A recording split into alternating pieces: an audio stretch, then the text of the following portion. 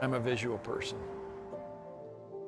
When I was growing up, Leonardo da Vinci was my idol, and he's a visual person. It's what I do for a living. I work in the visual.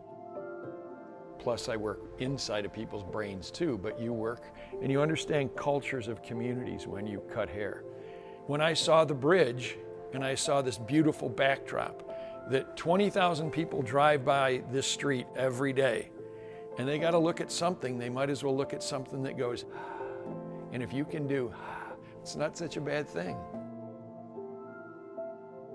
I had an idea that the bridge would make a nice backdrop for a sign.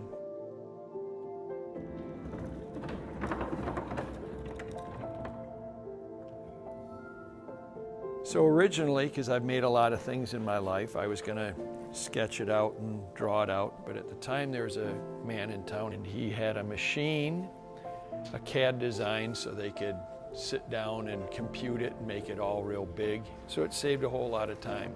We made the letters, and the Park District was nice enough to let us use the bridge to mount the letters on. So in 2008, Craig Fultos approached the Park District and he said, hey, I've got these wooden letters and I'm here to give them to you. When I first heard about the letters, I was actually anticipating like maybe a 4x8 sheet of plywood. No big deal. Then Craig showed up to the shop and said, you know, the three favorite words that everybody loves to hear, some assembly required. And we put them together, and the letters turned out to be 12 feet tall and 8 feet wide. And it really makes a huge statement. I think the letters mean so much to so many different people in various ways. You know, working for the Park District and knowing how much effort goes into it, I really feel like, personally to me, that the letters have a deep significance of community. I like to live in a town where I know people care about each other. You know, I grew up in Batavia where you helped each other out. I don't want to live in a town where you have to worry that somebody's gonna, you know, be mean to you or whatever. I like knowing that people care about one another as individuals and that peace is a forefront in their brain. You know, I had a nun once tell me, you know, you can love or hate, you can't do both at the same time. So why would you want to spend any time hating? But you know, when you cut hair, you live that life. My father was a barber. We were always doing stuff for people, and you just realize it's a whole lot easier to live that way than to live the other way.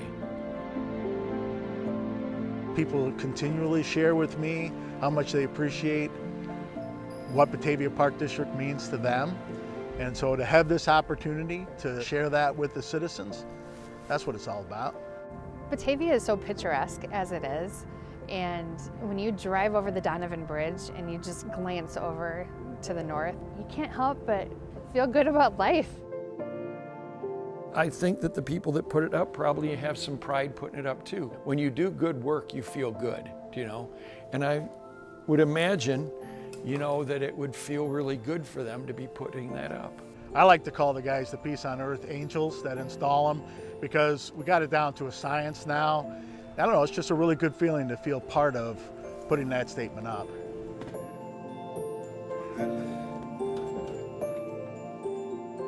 You know, obviously I wasn't alive during World War II, but I used to know a lot of customers that were, and I think of the Battle of the Bulge and fighting over Christmas, how horrible that had to be for those people.